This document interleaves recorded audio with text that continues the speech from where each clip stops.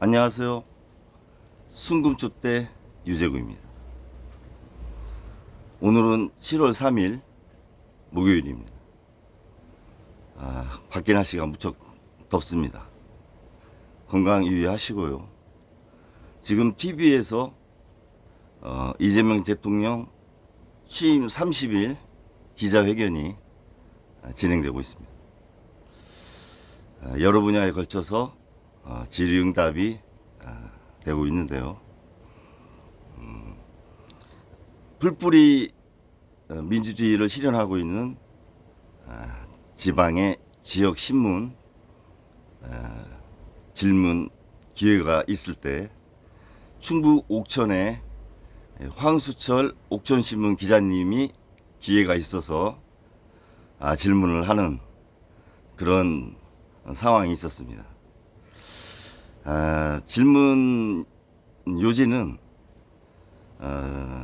한국이 수도권으로 과밀화되고 있고 지방도 지방 광역시 중심으로 이렇게 다시 또 과밀화되는 현상. 충북 같은 경우는 청주시를 중심으로 과밀화되는 현상. 이런 부분을 지역 균형 발전 관련해서 어떠한 계획을 갖고 계신가, 이런 질문이었습니다. 결국 지방이 지방화되는 그런 상황에 옥천은 있다고 봐야죠. 오만이 무너져서 인구가 이제 49,000대로 와 있습니다. 한때는 7만이 넘었었어요. 대통령님은 뭐 신도시 건설 부분도 말씀을 하시고, 그 외에 뭐 지역의 특색을 살려서 지역을 발전시키는 부분을 언급을 하셨는데, 사실 물이라고 하는 것은 작은 물이 큰 물로 향하지 않습니까? 그 산중 계곡에서의 물방울 하나가 큰 바다, 대해를 향해 이렇게 가는 게 생태계죠. 그리고 자연스러운 겁니다. 사람의 이동, 또 돈이라고 하는 화폐의 이동도 같은 맥락인 건 맞습니다. 더 문화가 직결되어 있고 인구가 많고 일자리 기회가 더 많고 부를 창출할 수 있는 기회가 많은 지역으로 사람이 모이고 화폐가 모이는 것은 생태계상으로 맞고 잘못된 건 아닙니다. 그런데 문제는 작은 물방울 하나가 모여서 파동이 되고 파문이 일고 파도가 되고 물결이 되지 않습니까? 그런데 흐르는 물, 대로 가는 그 흐르는 과정에서 가지 못하고 막히면 안 된다는 거죠. 막히면 어떻게 되겠어요? 그 물은 결국 대로 가지 못하고 거기서 고여서 부패되죠. 그래서 고기도 살지 못하고 생태계가 파괴됩니다. 그것을 흐르게 하는 게 중요하다. 고이지 않게.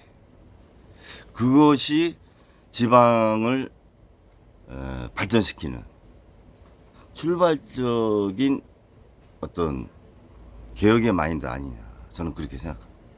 물을 흐르게 할 수 있도록 해주면 됩니다. 그 물이 크기를 원하는 건 아니잖아요. 흐르지 않기 때문에 고여있고 줄어들고 가뭄이 생기면 더 줄어들고 썩고 다른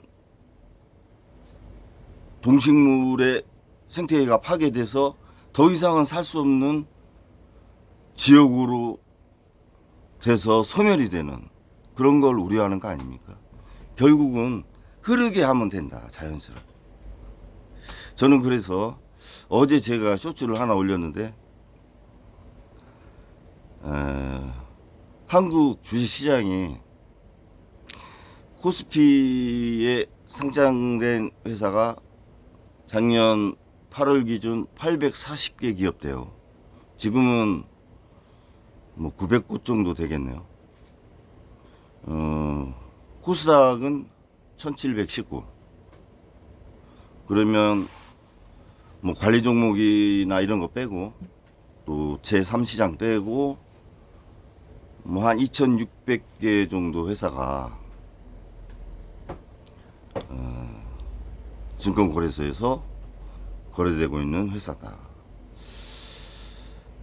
그런 회사들은 어느 정도의 금융위원회나 감독원의 기준에 적합했기 때문에 일반 소액 주주들이 안심을 하고 투자할 수 있게 여과를 한 기업들이죠. 물론 10%는 상장이 폐지될 우려가 있는 기업입니다. 통계적으로는. 그래서 대부분이 박정희 대통령 시절의 산업화, 김대중 대통령님의 IT화를 이끌면서 이 한국 자체가 생태계가 일정 부분 산업계가 조성은 돼 있어요. 경기도는 뭐 데이터 센터라든가 금융 이런 쪽으로 수도권은 집중화돼 있지 않습니까? 우리나라 소재 부품 장비 60% 이상이 경상남도가 갖고 있어요. 경상남도 자체가 소재 부품 장비 회사라고 보면 됩니다. 그 정도로 산업단지가 구성이 되어 있죠. 뭐 제철 공장이라든가 조선 공장, 에너지 부분 이런 부분은 부울경 해안선 쪽에 있지 않습니까?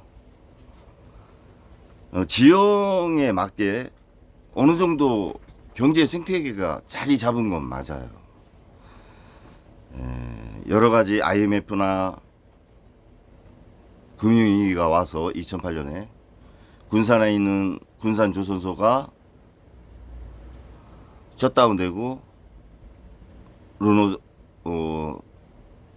GM 자동차가 철수하고 이래서 군산 지역 같은 경우는 특수하게 어려운 상황이죠. 지금 광주가 그렇게 돼가고 있는 거 아닙니까? 그래서 저는 지역의 발전을 위해서는 결국 산업을 이끄는 기업이 한 곳이 대표 기업이 있어야 돼요. 그러지 않고는 유동인구가 확보하기 어렵습니다. 그래서 1지자체 1상장 기업을 정부나 경제계에서 협력을 해서 각 지자체별로 특화된 발전 모형이 있을 거 아니에요. 충북 옥천 같은 경우는 제 친구가 20년 전에 군의원에 출마했어요. 이제 낙선은 했는데 그때 제가 공약 관련해서 옥천 같은 경우는 상수도 보호구역이 87% 되니까 폐수 관련돼서 문제가 없는 산업이 좀 좋지 않느냐 해서 의료기기 산업단지를 제가 이렇게 건의를 한 적이 있었어요. 20년 전에. 그런데 지자체 선거 끝나고 친구는 떨어졌지만 취임하신 군수님이 1년인가 2년 후에 의료기기 산업단지를 조성을 하셨습니다. 그리고 5년인가 후에 제2 의료기기 산업단지를 지역에서는 농공단지라고 하죠. 그렇게 조성이 되어 있습니다. 그렇게 대표적으로 끌고 갈 수 있는 산업의 중심되는 기업, 상장사, 예를 들면 제약회사, 뭐 유한양행이라든가 그런 거지, 종근당, 그런 모기업, 중심이 되는 기업이 한 곳이 와서 둥지를 틀면 클라우드가 형성되지 않겠습니까? 회사만 이렇게 왔다고 해서 발전하는 게 아니거든요. 직원들이 오고 주변에 생활하는 아파트, 그린 생활시설 이런 것들이 갖춰지지 않으면, 공장만 딸랑 져놓으면 발전하지 않습니다. 인근 대전에서 출퇴근하면 아무런 의미가 없어요. 일만 하고 소비는 대전 가서 하기 때문에. 그래서 조폐창, 옥천에 조폐창이 있었습니다. 조폐창 결국 종교단체한테 팔았잖아요. 매각이 됐습니다. 그런 생태계가 조성되지 않은 기업 유치는 의미가 없다. 그래서 예를 드는 겁니다.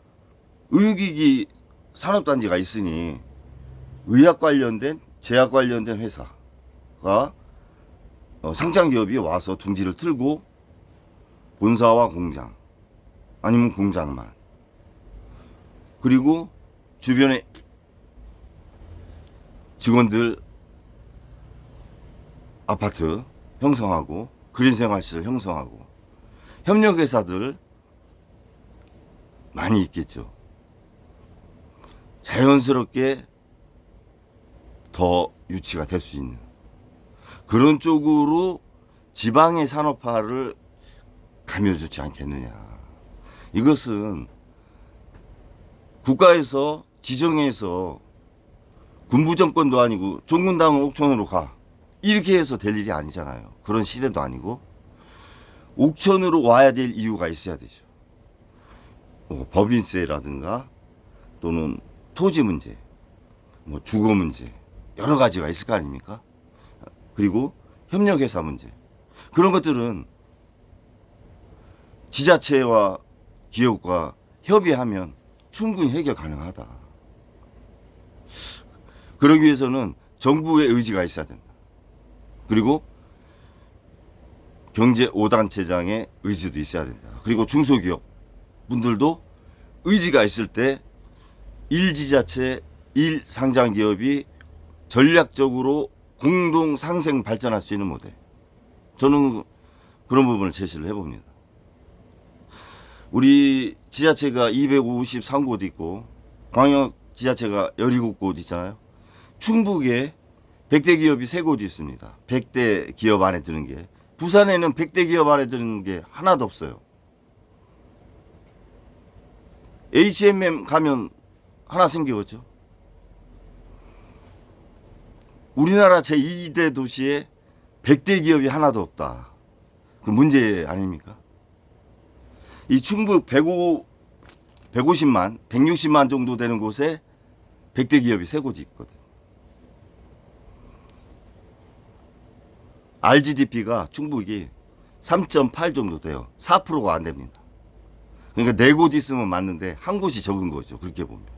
그렇게 보면 부산은 RGDP로, 지역 GDP로 따질 때 최하 7, 8개 있어야 되는 거 아닙니까? 10곳 이상?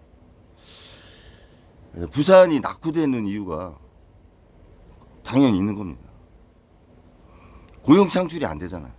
그러니까 부산을 떠나는 거. 일자리가 없는데 어떻게 버텨낼 수 있겠어?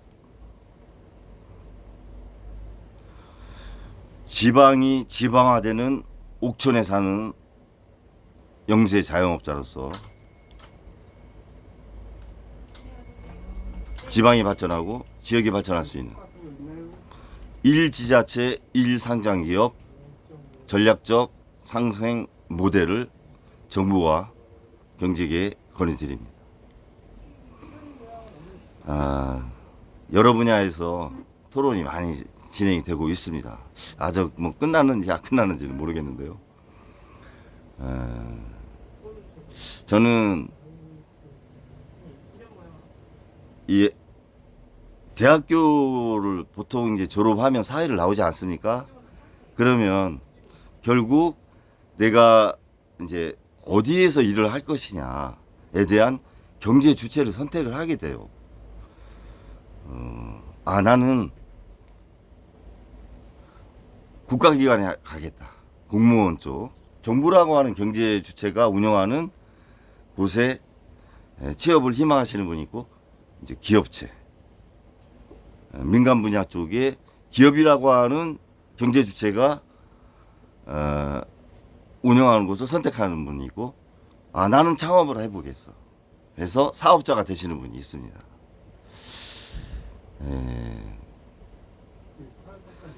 기업이나 사업체는 경영이라는 말을 많이 하죠.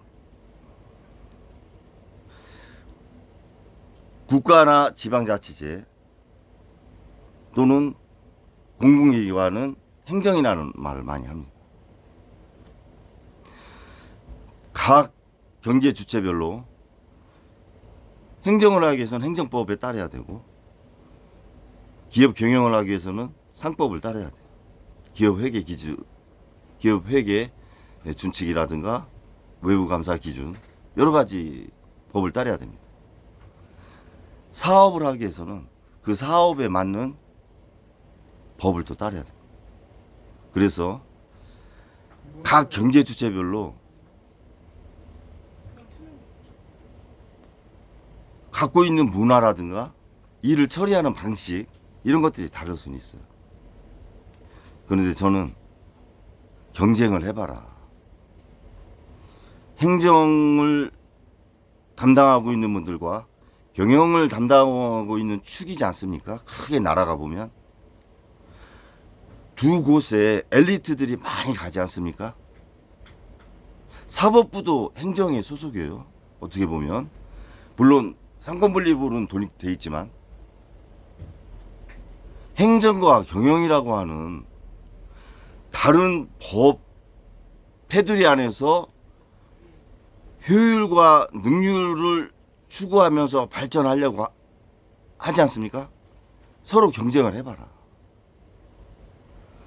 누가 더 효율적이고 능률적인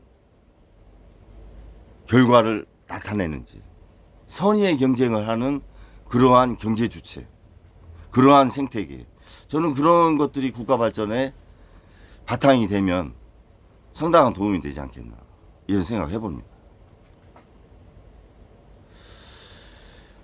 그래서 올해의 행정 대상, 올해의 경제 대상, 경영 대상, 이런 것도 한번 만들어 보고요.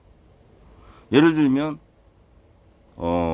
어떠한 하나의 사업을 하는데 행정과 경영이 같이 협력을 해야 되지 않습니까? 거기에는 규제나 법, 지원, 정부의 지원, 기업의 투자, 여러 가지가 있지 않겠습니까? 그러면 그걸 가지고 그 분야에서 행정과 경영이 경쟁을 한번 해봐라. 그래서 법도 발전시키고 규제도 더 효율적이고 능률적으로 변화시키고, 정부의 지원도 가야 할 곳에 가는, 그래서 물이 고이지 않고 자연스럽게 흘러서 대해를 향할 수 있는 그러한 경제 생태계, 그러한 선의의 경쟁 구도, 저는 그런 국정 마인드가 좀 필요하지 않나, 이런 생각이 듭니다. 이재명 대통령의 30일 기자회견을 보면서 이제는 좀 틀에서 벗어나고 역발상을 좀 해볼 필요도 있다. 행정과 경영이 선의의 경쟁하는 그러한 생태계, 주 4.5일제를 두고도 서로 경쟁하는 논의, 상당히 좋지 않습니까? 그리고 대한석탄공사가 도계철공소를 마지막으로 이제 한 1, 2주 있으면 사라질 위기에 있지 않습니까? 대한석탄공사를 한국 AI 공사로 이전할 수 있는 겁니다. 그리고 태백이나 도계에 매몰되어 있는 그런 광산업, 시설, 건물을 또 대한석탄공사 본사를 활용할 수 있잖아요. 꼭 대도시에서 AI를 해야 되는 건 아니잖아요. 중심 축은 물론 중요한 곳에 있어야 되겠죠. 그러나 서포트하는 곳은 제1서포트, 제2서포트는 그런 것부터 시작할 수 있다. 일부 고용 승계도 하고 교육도 해서 국민이 그냥 하루아침에 길바닥에 나앉게 하는 거는 그거는 저는 좀 옳지 않다 이런 생각이 드는 겁니다. 광산업을 하던 사람이 AI를 한다? 어렵죠. 그러나 할 수 있는 것부터 해서 먹고 살기에는 해줘야 되는 거 아니냐. 경비를 하게 하던 미화를 좀 건물 미화를 하게 하던 전문적인 AI를 갖고 계신 분들은 물론 그 분야를 하셔야 되고 그러면서 배워서 그 자녀분들이 취업을 해서 그 지역이 또 발전할 수 있는 그렇게 갈 수 있는 거 아닙니까? 좀 더 유연하게 생각을 하고 고정관념에서 벗어나는 지역균형 발전. AI는 도시에서만 꼭 해야 되고 수도권에서만 해야 되고 고정관념이다. 그런 생각이 많이 듭니다. 아무튼 새 정부, 국민주권정부라고 말씀하셨는데 국정 철학이 있으실 거고 국정 이념이 있을 거다 이런 생각이 듭니다.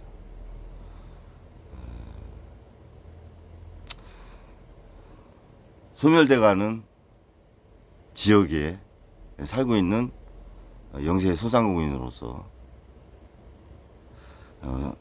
지역이 발전되기를 마음을 담아서 말씀을 드렸습니다.